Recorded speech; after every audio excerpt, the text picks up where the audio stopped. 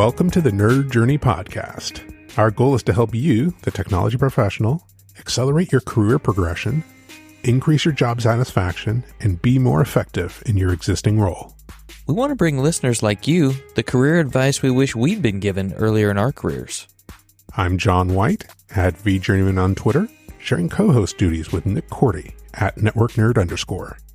We're two former IT operations guys who have moved on to pre-sales roles with technology vendors.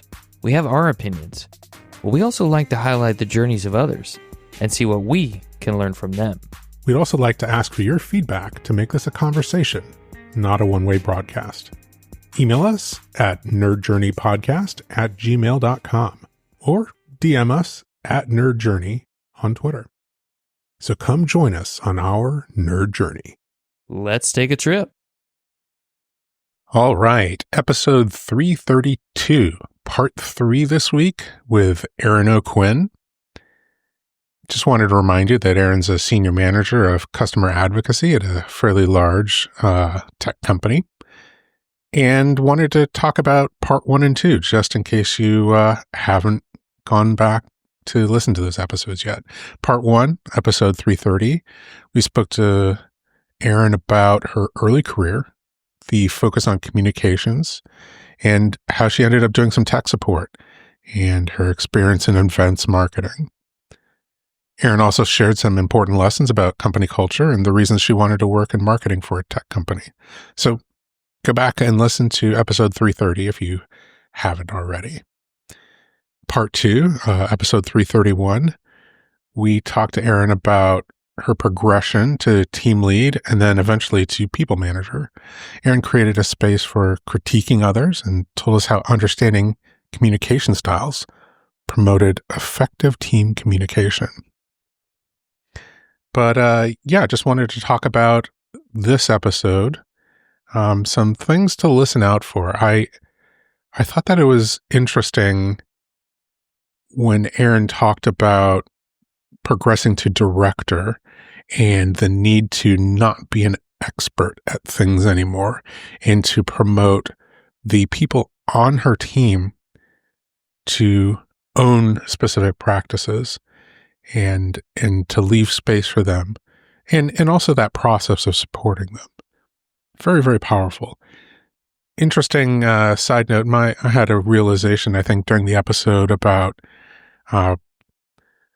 project management and program management and the parallels to, in my field, sales engineering, the sales campaign and the program of sales campaigning and what that looks like. So listen out for that as well. Also, we talked about the challenges of women in tech. So listen out for that. And rather than talking about the episode anymore, let's get into it. Episode 332, part 3 with Erin O'Quinn.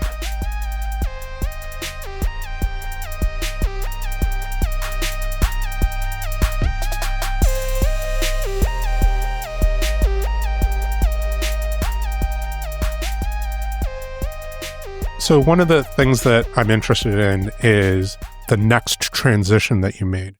I noticed like on your LinkedIn, there was, a point in time where you were a manager and then a transition to senior manager and then a transition to kind of a director role. Mm-hmm. Could you tell us a little bit about those transitions and what you learned during that time?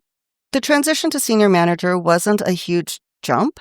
For me, it was just a little bit more responsibility. And the title, honestly, does help a little bit with how I interact with different people. Some people are very title-centric, and by having that bigger title, it let me start the conversation. And once you start the conversation, then you're on level ground. It doesn't matter what happens at that point, but it gets you the foot in the door to have the conversation. That increased when I went to the director role. But a lot of times I thought of myself as an individual contributor. I needed to do these things. This is what my job was. What I realized is my job isn't about what I'm doing. What I'm doing is making sure that everybody who's on my team is doing, and they feel empowered to do what they need to do, and they deliver. My delivery is their delivery.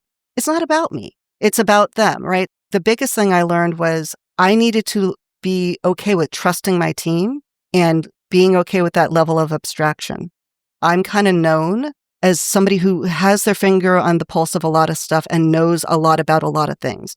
But I made a point of not knowing everything on purpose when I hit the director level because I didn't want to be the expert on everything. I wanted somebody else to go, oh, Erin, we're going to you for this. I'm like, actually, you want to go to my team member who is doing this, and that's their area of expertise. They know this account better than I do. And letting them take the ownership. Not everybody above me had always done that, and giving that opportunity for them to say, like, my boss thinks I own this. It gives them a space to step up and into where they feel like they have more control of their own trajectory. If I can't give them a title change or move them farther up the ladder, the least I could do is to really give them ownership and expansion of what they're doing so they felt like they were always getting a chance to grow and learn. Or if they were freaking out, stop that and let them kind of hold their own space. But for the most part, it was always, are you comfortable here? Do you want to stretch? Let's stretch a little bit more. How do you want to stretch? Where do you want to go? And figuring out how to build paths for people to be happier or more successful in the roles. I had a team member who they were great at what they were doing, but this is not where they were happiest. So it's how do we get you into another role? And it's okay to leave a team if you're doing the right thing. Even if it was changing my dynamic for my team, I wanted to make sure that if I'm going to be in this role, I'm still building a team that feels like everybody on this team can get to where they want to go in their careers. And if I was going to be the gatekeeper or stopping point for that, that's a problem. And I can get out of the way to let them move on and do something different as well. Did you have to learn or be taught before you came into this role how to have those career conversations with people and determine if they were doing the right thing? I talked to a few people who were managing others in a similar role at other places or former managers in similar spaces and asked them how they dealt with things. And I took it always with a grain of salt. Some of the things I said, that's great. This is how I'm going to do it going forward. Or I could see the challenge with this way or that approach. But the more conversations you have, the more approaches you can hear about. And then you can kind of pick and choose what works or what you think might work. I decided to take the approach of just listen to what's out there first before I place judgment, write everything down, and then bucket like, is this something I want to do? Is this something I don't want to do? If it's something I don't want to do, why don't I want to do it? I always double check before I negate something because sometimes you say no because it's uncomfortable, but that may be a stretch reason. Am I saying no, this isn't a good idea because it's not me or because I would have to change how I would do something and that's uncomfortable for me? Is it better or is it worse for others? And try to figure out what worked for that role. And then I also had a great mentor when I was shifting into my director role in my boss. And she gave amazing advice, just like how to have these conversations. And she kind of was my sounding board for a lot of it. And I felt very lucky to have that opportunity with her to have somebody that close and knew what the role was because she was doing it not that long before that. So she could be more strategic and give me the space, but also her perspective on how she's seeing me from above and how others are coming to her and seeing me so that I could get a better 360 view of my approach before I did something stupid and stuck my foot in my mouth. And I'm sure I did it a few times. Nobody's perfect. I think it stopped me from doing a few dumb things here and there. Do you think that guiding people through those kinds of landmines on your own makes it easier to go to someone else to get that guidance? I don't know. I think seeing that somebody had done it for me when I was junior in my own career and realizing that this is what was happening and that's why it was happening made me realize that that's one of the best things that a manager can do in many cases. If you identify the landmine, help clear them out if it's something that is not of your own making. Sometimes if it is of your own making too, let's be honest. Being able to see that at a fairly young point in my career, I got an appreciation for it. And then the closer I got to when I was going to start doing that for others, I was able to see how others were setting landmines in some cases, but also how they were clearing them. So I try to be as observant as I can be about how people sort of approach things and figure out, is this something that I can do? Is that something I want to do? And I kind of do that decision tree all the time with everything in my life. Watching a TV show, is that something I will do? Is that something I don't want to do? Is that very bad decision? You know, all of these parts, And I kind of just internalize it and figure out what parts work for me. I think watching the landmines get cleared and realizing that that was happening and that was a courtesy to me to make me successful made me realize that I was going to do it. And then I would tell the people I managed that that is my job also. Because if I tell them this is my responsibility to you, if there is something that is in your way that can be removed from your path to make you more successful, and I can do that, I will try to do that. But also, if you see that and you need the help to ask and make that one of the table stakes I put out there, then it made me more accountable for that. And they felt comfortable saying, this is a problem, or this is what's going on, or I'm challenged with this. They were more willing to be open versus saying, or internalizing to themselves, I have a problem. It's my problem. I must solve the problem. Sometimes they did have to solve the problem, but sometimes this is an external force that all you need to do is push it from the other side and it'll go away. If it's something where it makes more sense for somebody else to do it and we can help, let's do that, but also identify this is what the problem was and how it happened. So either then you are more empowered to get rid of it yourself, or this is how to avoid them because it's something that will pop up and you're going to have to deal with it. Those landmines become a learning experience for me, from my perspective, and for them as well. So it made it more interesting. What about nuances of managing people who are program managers? I know we talked about managing projects and managing programs. Maybe just start with explaining the difference between a program and a project. I think that'd be a good idea.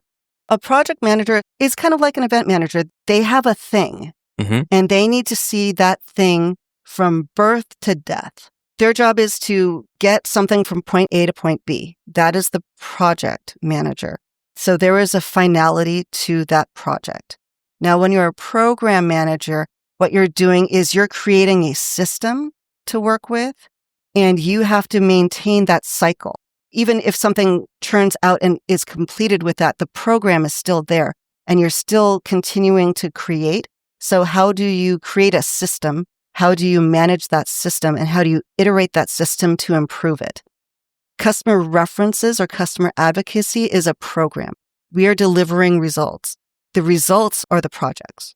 In my opinion, actually, I consider myself a pretty horrible program manager because I do get bored. But if I see the program as how to enhance projects, then I become more interested in the program to where I can stay engaged with it for a lot longer, because I love seeing something from the beginning to an end. And I love that there is an end, because that means that I can move comfortably to the next thing. And I have been able to experience it, wrap it, and let it go.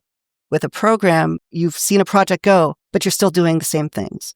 How do you continue that with the same rigor and energy and thought process without making it stale? And there are some people who are more attuned to that approach. And there are some people who are more attuned to being project people. And there isn't a right or a wrong. It's just a reality, I think. And I think people who can cross the lines and acknowledge or experience both sides will be more successful working with the other side. For me, the program side of the house, looking at that program and figuring out how are new members of this organization going to experience that program? How do we make their project experience in that program more effective? And so that gave me the perspective on how we can improve things. So this one worked that way. We got this great story done. However, that's when you need to stop and go, could we have done something different? Could we have done something better? Is this something that is a one-off thing we could have done different or better? Or is that something that if we change this, we'll fix more for more people? And then look at how do we fix that program so that it is more effective? And I think those are kind of the differences between that project and program. And managing that energy for a program manager is, I think, a lot harder than managing a project manager. I equate what you said as a project is like you built a car. There's a start time and an end time. A program is you built the plant that manufactures cars and you have to maintain the plant. Exactly. So that first uptick is super exciting. You're trying to figure it out. You're trying to set up all the processes. But once it's done, is that all you do? Or are you still getting joy out of that process? some people actually, they want a system and they want to work within that system. For those people who like to work within that system, you are magical people and I worship working with you because that is not my skill set. And I want to pair with those people because that is not how I run. And I acknowledge that. I just think it's a lot more fun to have somebody who you're paired with who wants that stability and wants that thing and thinks of the iteration as exciting. For me to keep that excitement, I always think about what's the next person who's coming in? How are they perceiving it? And right now at Broadcom, where I am, it's integrating with different teams that haven't worked with this program before and understanding how do they perceive this? Did they even know there was a thing to perceive? What is that experience? And that fresh take each time I'm working with a different person or a different set of people who are coming in with a different set of experiences is making the program management way more interesting because it's re-articulating what that program is as if it didn't exist before. So it's new to them. And so how do you make that interesting? How do you make that compelling? How do you make that something where they feel if they work through this system and this program for their projects, they're going to get the results that they want? It's making it the program side fun. I think I just realized that there's an analogy between being a sales engineer and a sales engineering manager. You know, like a sales engineer is working on these specific campaigns or opportunities. And then a sales engineering manager, you know, the role that I have now is working on that continuous process of what do we need to do to make campaigns in general run better or smoother, or what best practices or continuous improvement can we learn? Yep, that is an accurate statement. Personal epiphany. Yay, I win. These are my goals in life. That's the part of John's style that people don't always understand. That wasn't a question. That's just the John White statement, epiphany, and you get to react however you like. Love it. You know, it's interviewing 101. It's when you just make a statement about yourself. That's right. Oh, is that the opposite of interviewing 101? Details. You build a program for advocacy, and the advocacy is customer advocacy. Yes. They're advocating for the technology company or the vendor in question, but also for something that they have done jointly with this vendor. Yes, or with the technology. The goal is for customer advocacy, it's really talking to the customers of said products, whatever they may be, and making sure that we understand why the product is filling a need for that customer. So why they have spent the money on it, what benefit they're getting out of it, what work they've put into it to achieve these results, and also what the output is. The benefit of being a customer advocate, I believe, is huge. A lot of people will say, oh, customer advocacy is just telling somebody else's story so that you can get the credit for what they're doing. And that is not the case, or I don't think it's the case. What it is the customer gets to talk about, we have a challenge, and usually these challenges are somewhat universal, like it's specific to an industry maybe, or a company of a certain size, or a certain age, or a certain technology savviness that they're dealing with. And they have to solve a problem, and they picked something to solve the problem, and they've implemented it because it said it was going to solve their problem. And here's the result of what happened. And it wasn't just because we put this magical product in and it solved their problem, but because they understood what the challenges were the company was facing, they were able to use this tool to achieve these results. So it's not just the product solves for everything. It's how it's used that really makes it successful. And so it's bringing both parts of the technology itself and the use of said technology forward. Sometimes it's a company is making org changes, and this is simplifying it. So it lets that customer who's telling their story about using these things get out and be seen as using a product, which can help them with recruiting. So if they know that, oh, customer X uses this product and I use this product and I'm sick of my current job, I might want to go work for them. And they seem to be doing really cool stuff. So why not? This is a great opportunity. Or in some of the painful cases that we're dealing with right now, there's layoffs and I have this skill set. I'm going to go to that company's website and go, oh, these other 5 companies who are in my industry or in my location do the same things and they use the same products. I might want to go work there. So it's a recruitment tool. It also is a project verification tool in a way. For those customers, it's saying like, you let us spend $1 million on this product. We spent time and effort on this, and this is the result. See, this is why what we chose is helpful. And so it can sometimes secure team space. It can help them secure budget. It can help them secure mind share within their own organization. And whoever's doing the interviews for these things also is being seen as, I'm an expert on this space. I understand the business cases. I understand the technology. I understand the challenges. And it helps that individual also potentially level up their profile, that personal brand that everybody loves so much. But it's making them seen in a different way. Perhaps not so different from making your team members seen. Exactly. And I've actually worked with some customers where they're saying, oh, we're doing all these things. And I might talk to a VP at the company and they're like, I don't need to be on that stage. But we have a program right now where we're trying to get this middle management tier to be more visible and give them opportunities for promotion or self-promotion or teach them a new skill. Most people in the IT space are not deeply well-versed in public speaking. This is not what you're trained for when you're in IT. So if you're given that opportunity and you are given a space to do that where you're an expert on the topic, the hard part for you is just the talking, not knowing what you're going to talk about. If we can give them that space to do it and kind of help them shape their story, because they've got the story, they just don't know in many cases that they have one. So give them sort of a beginning, middle, and an end to how they can articulate it. They get more comfortable with what they're talking about. It gives them confidence and it gives them a space to talk about it. And it helps them with their career and with their own internal conversations as well. So it's really fun. I mean, I get to be every customer I talk to's hype person. I mean, come on. It's a fun job. And there's an element of recruitment for you and or the account team that services this customer together. Absolutely. You have to sell that customer on being okay with doing this presentation or having this discussion on a larger stage. How does that normally go when somebody's kind of hesitant? Usually what I do, if I hear somebody being very hesitant, I kind of take a step back and ask them just to talk. Let's not worry about what we're going to do. It's not about what I'm going to ask you for. Just tell me what you're doing and let them get into a comfortable zone where they're talking about what their project is or what results or what challenges they're having. And when they're talking about something within their own expertise, usually people settle down. I ask questions. I try to understand more about what's going on.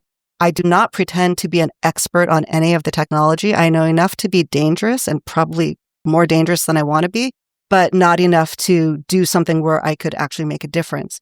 So for me, it's trying to understand. And I ask sincere, I don't get this, or how does that work? Or why is that important? And they take over as the expert on that space. And once they get to a point of comfort, then it's easier to say, oh, well, this is what you talked about. This is where I think you're really excited about what you do. Or if you're not excited about what you do, this is what I heard you just say you said you do. Did you realize that in doing that, you're affecting like 5,000 people at your organization so that they're able to save this much time every day? And it's, you're taking this pain out of their lives. Have you thought about that? And they're like, no, I just get yelled at about doing blah, blah, blah, or I didn't get the server up and running. It's like, well, this is the other part of it, right? The stuff that works is causing this to happen for you. Have you thought about it from that perspective? And a lot of times those conversations lead to, I don't think what I do is that important or it's not that interesting. But if you put it into bigger terms, there's something interesting about it 9 times out of 10. My job is to help them see that what they're doing matters to others and somebody else would want to care about that. And then they get more excited about it and it's easier to recruit. But it's letting them realize that they actually are doing something cool that somebody else wants to know about. I think there's a really interesting parallel here, Erin, to being a woman in tech whose work maybe isn't appreciated or you're not being taken seriously on your team made up of primarily men. I know we talked about this because of some recent discussions that we've both had with women who are early in their careers. So I'm just wondering, how do you help them feel more comfortable to tell their story in that environment that might be perceived as kind of hostile? It's not easy. There's different challenges that different situations face. I've been pretty lucky as a woman in tech because in marketing, usually you're at 50-50 parity or you're the dominant gender on a team. I remember asking if we could make a DEI hire at one point for a guy because we didn't have any men on our team. People looked at me like I was crazy, but I was being dead serious about it at the time. But when it comes to those situations, if you're the only one, the first thing I think is to have that conversation when you can with a manager and say like, I'm not sure if I'm being seen, or is there something I need to do to change this? And make sure that they are aware that there's a challenge that you're perceiving. Again, no right, no wrong. I'm perceiving this. Sometimes you get a no, it's in your head, and sometimes you don't. Then you have to figure out where you find your side routes. That's when the say yes to side projects comes in, because usually if somebody is asking for help and you can help them, you're going to get different visibility that can also help you. When you're in a team where it is women are the minority, there's more than one woman, but they're still a minority. There are some situations where women who have had a very hard time getting seen will step on others to be seen. There's these horrible stereotypes of the bossy woman. Somehow every woman in every situation, there's a caricature of them.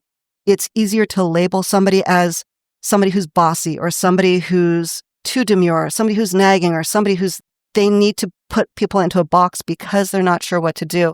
And proving them wrong is a challenge, but that becomes a bigger issue oftentimes with other women in that group. If they're used to being, this is my role, and you are now in my space, and I'm the only one who can sit there. We are not in a Highlander situation. There can be more than one. You don't have to lop off the head of everybody who's a competitor of yours, but it's just hard to get out of the mentality. And sometimes it's having a frank conversation with that individual. This is how I'm feeling. Is this real? Or is this a problem? Sometimes it goes well, sometimes it doesn't. I have heard both sides of those stories. But you got to ask, because then at least you know where you stand, and then you can figure out your path. And for me, I'd rather know where my challenges are than assuming that everything is my challenge to deal with. It's just easier to know, like, okay, I've got a down tree in front of me. How do I get around this? Or I think there's a down tree up there. I'm not going to deal with it because I'm afraid that there's a down tree. Check. Ask. It never hurts because you're not worse off than when you were before. A lot of times, if there's an age disparity or seniority disparity as well, if somebody is more junior in those roles, say, I'm seeing this challenge, but I would love help mentoring me into a more successful role. Everybody wants to see somebody else improve, right? Especially if there's a team dynamic, not necessarily at the cost of themselves, but if you can be seen as a leader because you're helping somebody else, that's helping them at the same time. And that can still improve that junior person situation, even if the other person is somewhat threatened by the situation. So there's ways to jujitsu some of those parts at the same time. I think what you're describing is avoiding the perception of a zero-sum game. Mm-hmm. Education is always good. Yeah. Somebody else being lifted up doesn't mean that you're getting pushed down. And sometimes it's multiplicative, right? Mm-hmm. Rather than add and subtract. Absolutely. And if you do it right, then that really happens. So I've seen it. It's real. What are some of the challenges that women who are younger in their career have come to you about that maybe our listening audience doesn't realize are challenges for them? For those of us who are dudes, we just might not know that's a struggle and how we can help if we can help. Okay, here's a weird one that I will put out there. There is an assumption in many cases that women like to plan parties. If you look at a team, we're getting together, we should celebrate this. Everybody, if it's just a couple women in a group, a lot of times they just turn to that person and go, okay, so you're going to get a cake and you're going to handle this. For me, I am very lucky. I actually do enjoy that stuff, so it never bothered me. But I've seen people get pigeonholed into these weird roles where it's assumed that if there is an office manager or an admin-ish activity and there isn't an admin or an office manager to do things, they ask the woman to do that. Say no. Because a lot of people do not realize that happens at times, and it can be very discriminating without people realizing that it's happening. because it's saying, oh, it's a kind of domestic thing, or it's a warm and fuzzy thing. Women are in charge of the warm and fuzzy thing. I've seen it happen a lot. Or like, oh, we're going to do something to promote everybody, and they give it to the woman on a team. And this is another piece of sort of emotional baggage that you carry along with you, along with the regular part of the job, and it can be a pain. Yeah, I think that's one of the first easy ones that I think a lot of people can handle. Also, that assumption, women are going to be more emotional. Women are going to be this. Take every stereotype that you assume that women might have, know that they're there, and if you see yourself saying it, acknowledge that I've just experienced me doing this. Don't expect to correct yourself the first time you do it with somebody, but acknowledge that it happened so that you can try to either address it or correct it or tweak it a little bit the next time so that you're not making the assumption with somebody who is female. There's a lot of those sorts of things that I've seen happen. I've seen situations where somebody is talking with a group of people and they say something offhand and call the woman in the group dear. They never would have said that to the guy in the room, but they said it to the woman in the room. It's a term of affection, but it's also a little infantilizing, and it can wear on you. And it's the little microaggressions, which, yes, it's, a very woo-woo kind of thing, but it's real and it stacks up. And when you're already feeling like you are in a position of less power in the room because that is actually the case, to have those attached on top of that can become overwhelming for some. At this point in my life, I find them funny and I will call people on them, but it took a while for me to get to the point where I was going to say something. And I'm very glad I'm there, but it did take time. So for those who are not in that boat yet, if you want to be an ally for those folks, it's really being aware when it happens and stopping yourself if you can, and also saying something, side conversation with somebody else to say like, dude, did you realize that that's how it came out? And 9 times out of 10, it's not intentional. And then it means that somebody can learn from that. But if you don't pay attention to it, it becomes problematic. And because a lot of women have been told, this is how you behave, this is how you act, it may feel like it's something that should roll off the back. But because all of these other things have sort of been stacked up in front of people, it's felt oftentimes more than it's intended. Yeah, microaggressions definitely stack on top of each other. And because of the way that a lot of young women were brought up, this is how you behave, this is how you dress. And even though we're being told this is not your fault or these are not your issues, it's still there. It still adds up. So it's felt more than it's intended 99% of the time. Yeah, I can totally understand that. And it's funny that you say that women are perceived to be the emotional ones. Like, I don't know if every manager experiences this, but as a manager, like, I realize like a significant part of the job is listening to everybody's emotions in a one-on-one, because everybody has them and you are the natural output, the person on the Absolutely. team to take care of that. And it is part of the job. Hey, I'm frustrated. Hey, I'm angry. Hey, I'm sad about this. Hey, all of those things roll up to the manager, hopefully, to have this like kind of stereotype still rattling around in one's brain that it's women that are more emotional than men. I don't know. It just made me smile. I just laughed to myself. I went, oh, you can throw that one in the trash, I'd agree with that one. And I actually think in many cases, because there's so many assumptions, there's a lot of baggage, emotional baggage that does come with being female, because your job is to be aware of all the microaggressions that you might be dealing with at some point in time. So you have your guard up a lot of times for whatever the situation is, and you start a step back, whether you mean to or not, unless you're willing to just say, it's all going to wash off me and charge forward. And it's really hard to do that. It takes a lot of programming to get yourself out of things you may have been taught as a kid, or things that, have been said in media or whatnot. Well, and also it doesn't acknowledge, it forces a person to be in a position where, they almost have to pretend that like something doesn't affect them when it actually does, right? Which is even more emotional labor that shouldn't be part of the job. It's like, oh, I'm just gonna let that one go. It's like, really? Is that how we work? Do we really just let it go? It doesn't work that way. As a working mom, on top of that, I would definitely say there's some unique superpowers I've learned that I've acquired by being a mom. And I think it happens not just for moms, but parents in general. Usually if something goes wrong at school, they call the mom first usually. Skin knees, issues with whatnot. It's the first phone call or the first person that's asked, whatever the situation is with a child. So you've always got that other piece that sometimes is playing in. Doctor's appointments, school lunches.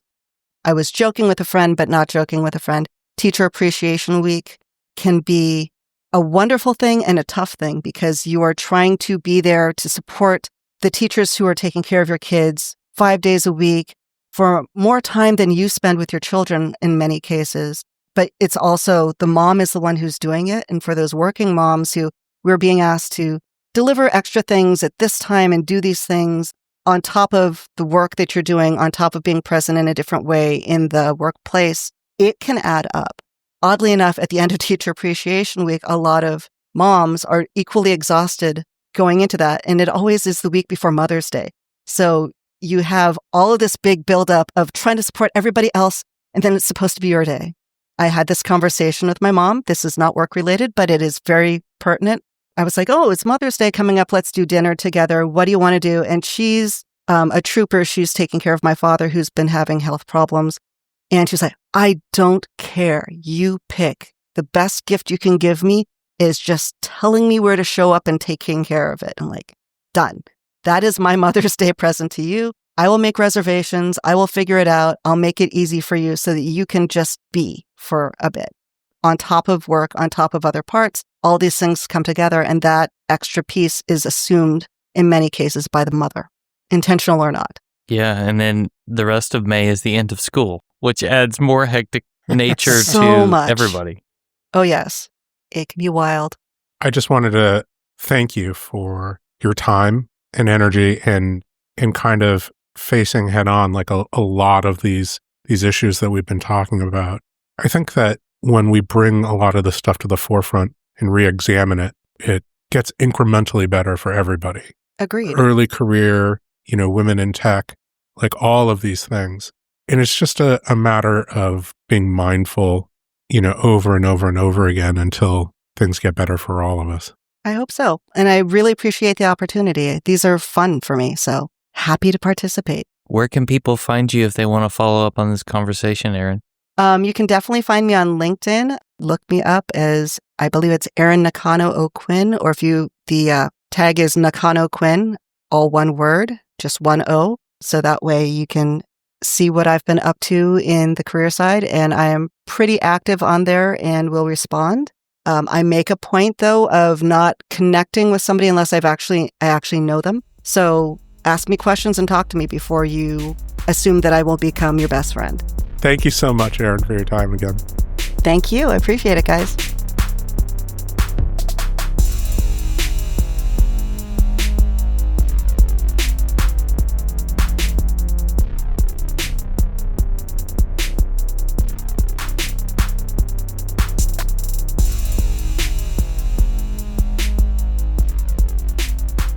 All right. That was a terrific discussion with Erin O'Quinn. Really, really enjoyed it. I wanted to, again, go back and highlight just the things that really, jumped out at me that transition to, I think Erin mentioned it when she was talking about her transition into being a director, where she really felt like she needed to highlight her people and their capabilities within the organization rather than being the one to be identified as the expert at something. Erin also mentioned not wanting to be a gatekeeper that kept people from getting to where they wanted to go in their careers. And having that relationship that enabled people to really talk to her about that. And even if that meant leaving the organization, she wanted to support her team members and in their journeys. And that support also extended into, a couple other things, especially road mines in one's job and career. She really felt that she needed to be the person who had an open line of communication to her team members where they're able to talk about their challenges, and she was able to help them spot landmines in their paths, and maybe it was her that was helping them to clear those landmines, but maybe it was still the person's responsibility to do the work. So it was still just a matter of being there and able to have that open line of communication about challenges that existed within that scope of that person's job, and being able to communicate up. So I really, really liked that aspect. Also, what jumped out at me was maybe some of the discussion about microaggressions and emotional labor, the additional challenge of being a woman in tech. I think that's always important to keep in mind. Again, whenever we discuss it, I think it lowers the pressure on the situation, and brings it to the front of mind, top of mind, and I think that we can all be better about any of the things that go on in the workplace, including being a better ally, and not assigning additional emotional labor to people when that's not necessary. Farewell, listeners. Tune in next time as the journey continues. I'm John White at BJourneyman, for Nick Cordy at NetworkNerd_, signing off. Adios.